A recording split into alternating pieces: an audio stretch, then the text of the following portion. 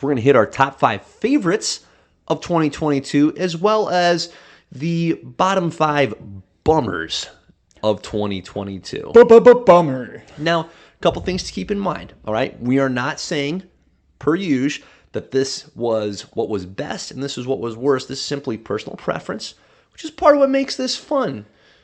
Let's be real. Now, we might also say this was terrible or this was awesome, which also is true. But this is our own subjective. Here's what we loved the most. Here's what we loved or disliked the most. If you don't agree, jump off your boat, okay? You're not in this boat, all right? You jump off, swim to shore. Find a new boat. You piece of garbage. There's Anyways, lots of boats filled with garbage, apparently. have you seen our oceans? Anyways. Don't look below the surface. Stay surface level, guys. It's beautiful up there. There's a reason you don't go into the New York Harbor. Anyways. Yes. Did we want to start? Here's the question that we have to ask ourselves. Yeah. Do we want to start with the good? I think we do. Or you want to start off with the bad? Yeah, I think we start positive. I do. Positive. I think we start positive. Okay. And something I'll say, okay, before we dive into this, I always enjoy the opportunity to reflect, okay? So I'm not a big New Year's resolutions guy or anything like that. Neither am I. But I do enjoy when you reach the end of a certain path, season, what have you. It is, I think, enjoyable to look back and reflect. Because at the very least, it's informative. Even if you're not looking back and going, wow, that was filled with great memories, a lot of positive things, it's still fascinating to me to try and reverse engineer how is this sausage of 2022 made from an entertainment point of view. And something that I felt like going through the year, and I think reflection has borne this out, 2022 was not a year of great entertainment depth. There was a lot of content out there. But I think that there were a handful of really outstanding either movies or shows, a couple real bummers, and then everything else was really in that mid-level tier of, hey, that's not terrible, but not great. Not great. That's how I felt about it. So that's kind of where I'm coming from with these favorites of 2022. The top few I really love. A couple of these, and I'll explain that a little bit more. But overall, I felt it was just kind of a lukewarm year. What do you think? Yeah, see, for me, coming up with these lists was difficult in the sense that we kind of shat all over the 2022 content. And we've been very negative recently. right. And to come and yet we still got Christmas gifts. So Santa's cool with us. So how can you not be? Santa's on our boat, Riley. This is true. Yes. Santa is Thanks, Santa. Santa's on our boat. Appreciate you, Big old big guy. cruise liner. I gotta say, it's awesome being Santa. Okay. Yeah. As dad, because you know who gets the milk and cookies? This guy. You know what my kid said when they put out the milk and cookies? He's like, well, let's put out 3 cookies. I was like, 10. wait, there are 5 of you, 1 cookie for each kid. So I had 5 cookies. And I got myself a refill of the milk. Thank you very much. So it was fantastic. See, I would have said 2 per kid. Dang it. Next year. Yes, Rookie next year. mistake. It's okay. Jeez. It's okay. But, yes. I digress. So, my list. I'm also going to say this with a preface. My bummer list, there's only 2 on there that I'm like, yeah, bummer. Because the other 3 I put on by proxy, essentially. So, I'm gonna bullshit my way through. There wasn't a lot of noteworthy items. Like that's the thing. Even some of the stuff that was it wasn't terrible, but it was by no means great either. So Actually, yes. Yes, I agree. all right, without further ado, let's start on a positive note and then end the year much like we've spent much of the year just complaining our bottoms off. So why not? All right, my number 5. This is movies, TV shows. My number 5 favorite of 2022, Black Panther, Wakanda Forever, coming in at number 5. It was a good sequel. As we've discussed ad nauseum, didn't touch the first in terms of just epic greatness, but it was a solid additional chapter in that story. Paid great homage to Chadwick Boseman, so accomplished a lot of what it needed to accomplish. It certainly missed our guy Chadwick, and we always will miss Chadwick. But I think even on reflection, I was comfortable putting this in the number 5 slot. Loved Namor. Looking forward to seeing more of that guy. So Black Panther, Wakanda Forever, my number 5. Riles, over to you. My number 5 was the return of Sam Raimi in Doctor Strange 2. Nice. Multiverse of Madness. Nice. Good pick. Yes. I like the old Doctor. And that's about it. That's good. all I got. Sam's back. Sam was back and he did well. It was a good fit between director and content. Yeah, really good. Very cool. All right, what's your number 4? I have Moon Knight. Okay. Mark Spector. Moon Knight number 4. Yep. Now, he would have been higher on this list, but Marvel decided, you know what would be really awesome? We black out on all the cool fights. So, Moon Knight. There will be more of this later. Topping at number 4. Very good. All right, my number 4, Obi-Wan Kenobi. Now, this show. I forgot! No way. No! That was the one you forgot? There's always one. Well, Greatly rework your list right now as I discuss. I'm so disappointed in myself. Obi-Wan Kenobi was a flawed show. Again, we're not talking best crafted movies and shows. However, it got the core thing right, which is it had Ewan McGregor as Obi-Wan. And the Leia twist, including young Leia, I still think was tremendous. I deeply enjoyed that unexpected inclusion of Leia as a prominent part of the show. I thought Leia was fantastic. I thought the actress that played her was great. And then Hayden Christensen rolling in his Darth Vader suit, ripping out some Vader for us. That was great. That final fight scene between Obi-Wan and Vader, tell you what, one of the best fight scenes. Somebody on YouTube, and now I'm blanking on the content creator, but cut that fight scene together. So took out the cutaway scenes that took place during the actual episode. Very much worth a watch. So Obi-Wan Kenobi is my number 4. Would you like to submit a perhaps 4B? I'm so pissed off at myself. It happens every top 5, Jordan. It's part of the reason why I enjoy doing this, because it's true. Top 5. It's true. That's why I love that we don't discuss it ahead of time, other than, hey, we're doing a top 5. And I feel like a bad friend because I'm leaving you hanging constantly. No. But I really, really enjoy this It's good selfishly. content. It's good content. It's great. It's great. Yeah, so Doctor Strange is getting kicked off the list. Moon Knight moves to 5. and then at number 4, Obi-Wan. That's great. That's great. I'm so mad at myself. Proud of you. Hey, let's do my number 3. My number 3, The Batman. Great movie. And if we were going on simple merits of quality, could perhaps be at the top. Really solid, very dark. Took me till a second viewing to feel more, say, comfortable with the overall tone of the movie, but loved nonetheless what Matt Reeves from a direction and story writing perspective did. Loved the confidence of the movie, the fact that it was so long, it wasn't rushed, it took its time, it established its world. We got great characters, not just the Batman, but the Riddler was portrayed outstandingly well. Colin Farrell's Penguin was tremendous. Heck, Catwoman, oh my goodness, why am I blanking on the actress that played Catwoman? Riles, our dear Selena Kyle. Zoe Kravitz. Thank you. Zoe Kravitz. Appreciate it. She did an outstanding job. So even John Turturro rocking it as Carmine Falcone was just an absolute delight. So loved the Batman. Looking forward to seeing what comes in the future with the Batman universe. Batman's my number 3.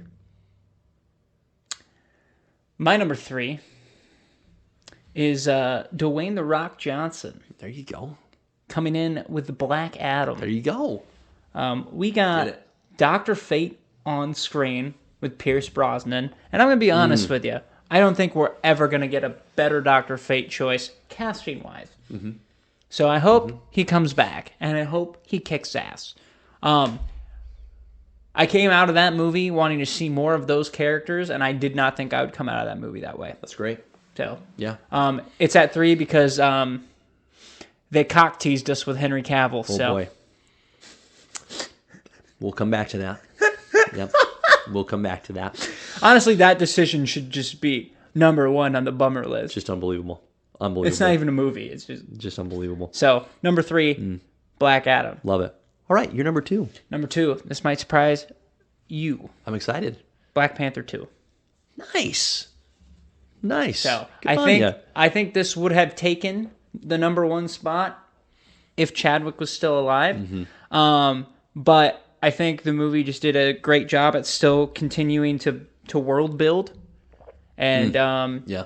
along with that, I think every character still was really strong. Right. Like Shuri's character Yep. arc in this movie made sense. Yep. Okoye was great. Okoye was solid. Angela Bassett destroyed in this Freaking movie. Queen Ramonda. Probably, arguably, the best character in this movie. And then I thought getting the first, I'm not counting Miss Marvel as the first mutant on screen. Namor to me is the first actual mutant. There you go. Because Miss Marvel is an inhuman. We don't need to get into that, but you know what I'm saying. So to me, Yeah. we got good Namor. You bet. I don't think we're gonna get much better for that. No, it's tremendous. And I like what you said. You make a great point, and something I don't think I've given the movie enough credit for is the world building aspect. It expanded on what we already were introduced to about Wakanda in the Black Panther movie. So I agree. I think that was nice, a really good progression. And seeing Namor's world I can never remember the name. I always want to say Atlantis, and I know that's not what they're calling it. Well, it's like Yep. I want to say it's like Tenoctolin, but I know that's not right. No, that's we're not like going to get an it. actual I aspect. had this conversation with Mason, the California brother, and every time we had a conversation about the Black Panther movie, well, it was the same conversation. And over the span of the 15-minute conversation, okay, every time I had to ask him when we were talking about Namor, like, wait, what's the name of their world again? What are they calling it? So I give up. I don't know. It's ridiculous. All right. My number 2, not something that you have watched, Riles, but the TV show Rings of Power. I loved that show. Has Chance watched the show, or is he still refusing to? He still refuses. Still refusing and to. He'll never watch it. I Okay, can promise Chance, you're you missing that. out. It's just phenomenal show. Greatly enjoyed it for many of the reasons you just discussed with Black Panther. The world building is terrific, and this is, as I was pondering, man, why did I enjoy this so much? The depth of the design is terrific. The story is worthwhile. You know where it's going to end up in the Lord of the Rings movies, but since it is set thousands of years prior to those films, you just have an open, not quite blank, a little gray in there, but so much open space with which to construct character development, great storylines. I absolutely loved it. So I thought the show Rings of Power was tremendous. I'm looking forward to seeing what comes in the hopefully not too distant future. But for me, Rings of Power was number 2. Okay, my number 1, entirely outside of the superhero movie realm, Top Gun Maverick. Banger. So good. Quality entertainment. A story that I don't think anybody thought we really needed to see 30 plus years since the original. And yet it wasn't just a movie for the sake of the money, which is sure as heck what I thought it was going to be when I first heard it was coming out. I'm like, Tom, really, dude, you're loaded. Like, you don't need to make this for the Benjamins. But no, Tom had a story to tell, and he told it. Heartwarming, sincere, the action's outstanding, the movie is intense. It's great, and I think it appeals to an extraordinarily wide range of audiences. Like, my wife loved it, my dad loved it, everybody that I've spoken to that has seen it has enjoyed it, and for different little bits and pieces of different reasons. So I think that speaks to the quality and depth of the film. Absolute delight. Top Gun Maverick is my number one favorite movie or TV show for 2022. That's what I got for you. For number one, I'm taking The Batman, hands down. Robert Pattinson is what he should be changing his last name to. That was the most comic accurate Batman we've seen. I want more. I'm excited to see more. I think we have so many good opportunities ahead. Yep. The fact that we're getting a Penguin show because the Penguin was phenomenal. I wouldn't have called that 3 years ago. Pumped for that. I honestly think that there wasn't a character that got... what's the word that I want to use? There wasn't a character that I felt was played poorly. Like, I thought everybody did their job and did it well. Yeah, And well so- cast, well executed. Oh my gosh. No question. And Paul Dano singing Ave Maria in a prison cell will haunt me for years to come. Yep, that's creepy, effectively so. So, yeah, for That's sure. a great choice. Batman, number one. Yeah. Love that pick. It's, again, solid top five. I think, for me, The Batman and Top Gun Maverick are the two best movies of 2022. I feel like I need to open my heart a little bit, rewatch Wakanda Forever, and let that in. But for me, those two were just head and shoulders the most enjoyable that I saw in 2022. So that's great. Love that. Anything else on the positive front you want to say before we take our, daily, as it were, podcast trip to Negative Town? I have nothing. I love it. Okay. Well, there's your positives. There's your favorites of 2022 by way of recap. What a fun year. Let's go to the bummers of 2022 because that's kind of fun too. Riley, why don't you start us off with your number 5 Okay, now remember, bummer proximity first here. three. Oh, you fudge away, man. these first three bummers, You do it. I'm going to totally spitball. That's great. Number 5, I Hit got DC Super Pets. And I'm going to say this. First of all, what is up with this character design? I'm looking at this right now. What was the choices behind this? That's an interesting thing. Because I remember I was like, Cyborg, did he have an afro? Why did he have an afro? Did he ever have an afro in the comics? No, never. Well, I shouldn't say never. That was too quick. In the 70s, when he was first appeared, did he have an afro? Could have. That would have been era appropriate. Could have. Don't truly know. I'm just used to my Cyborg being bald. I don't have a problem with the fro. I think a half fro is an interesting choice. You know what I mean? Yeah, it was a little tough. It's an interesting choice. It was a little tough. And they didn't choose, I don't remember which Green Lantern they chose, but They picked a wasn't female. it Jessica Cruz? It has to be. Yep. Unless they I think so. created a new one. No. And I've never seen her have a haircut like that before. Yeah, we'll get to DC League of Super Pets over here as well. So, Yep. And you had Keanu Reeves voice Batman. That's cool. So that's why you're 5. Keanu saves you. He does. And John Krasinski voicing Superman. That's an appropriate I'm choice. cool with that. Other than that, I'm like, why? And also, why do you have The Rock voicing 3 different characters in that movie? You have him voicing Crypto, which is still an odd choice. You have him voicing himself, Black Adam, and then he gets to be the dog too. I think that's kind of weird. I don't understand. Dwayne occasionally does too much. He just does. When did Black Adam get a dog? I'm also confused about that. Yeah. All right. No, the movie doesn't make any sense, but that's why it's there. My number 5 is Black Adam, not the movie as a whole. To be clear, I found the movie entertaining. Like Riley said, I would love to see more of those characters. The reason it's on the list is it teased us Henry Cavill as Superman coming back, and we only got to experience that joy for an extraordinarily brief amount of time before it was decisively ripped away from us. So that was a fairly significant bummer. And the fact that it seems as if Black Adam as a movie is just representing what is dissolving in the DC world, I don't think I was ready for that. And again, I'm not here saying, hey, all the DC content is great. It's not what I'm saying.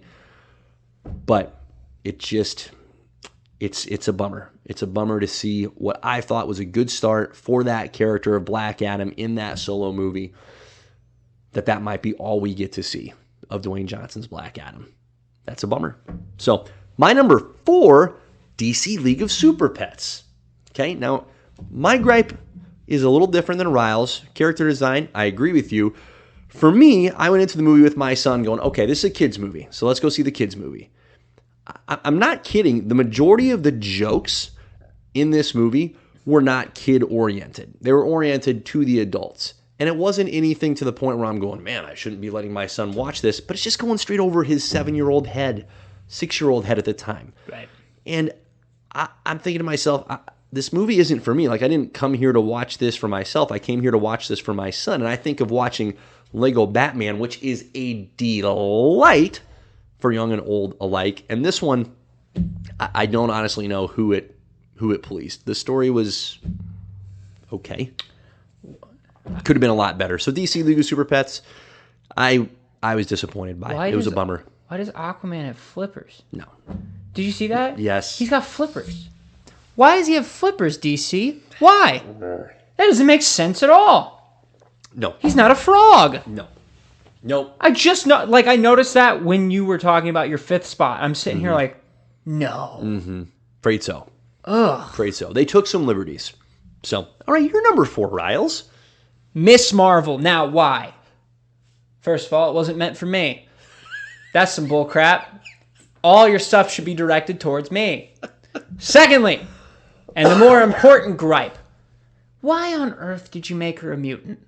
That doesn't make sense. Just make her an Inhuman. I get that the mutants are coming. There are 90,000 of them you can choose from. You don't need to go turn somebody that wasn't a mutant into one. That doesn't make sense logically. So that's number 4. I love it. What's your number 3? Oh, that's a good question. Oh, yeah. I wasn't prepared. Bang Number it. 3, She-Hulk. Why?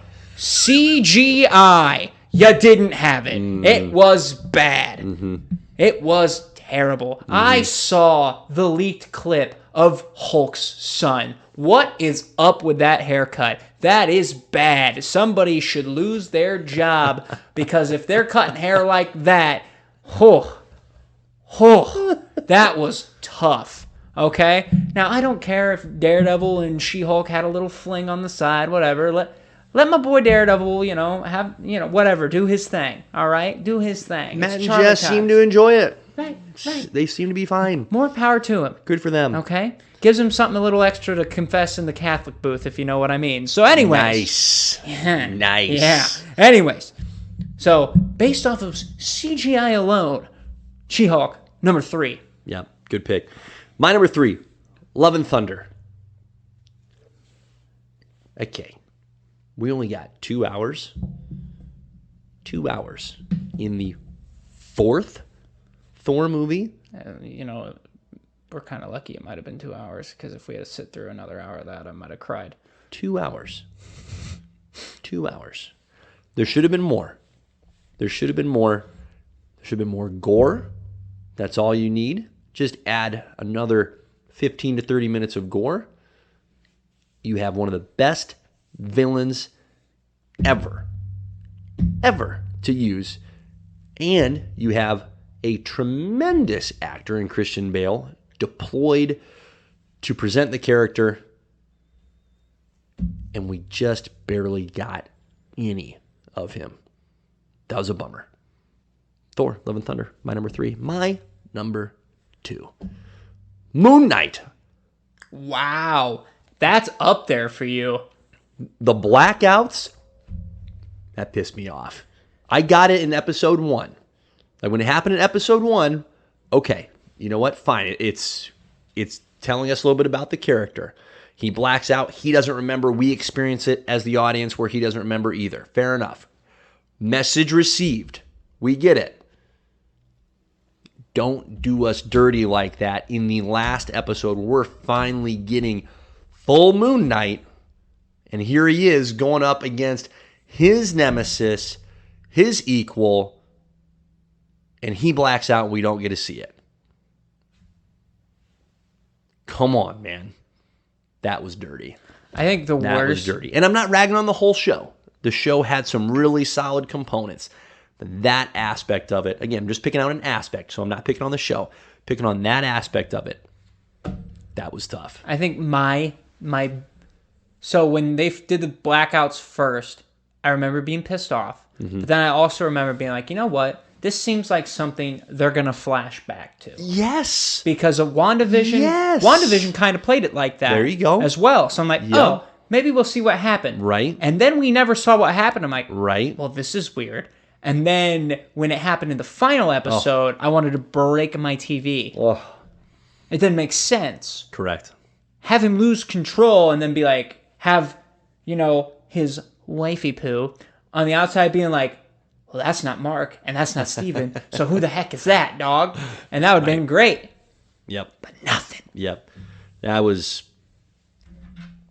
I think I would feel so differently about that show as a whole had that last episode, had that scene not been blacked out.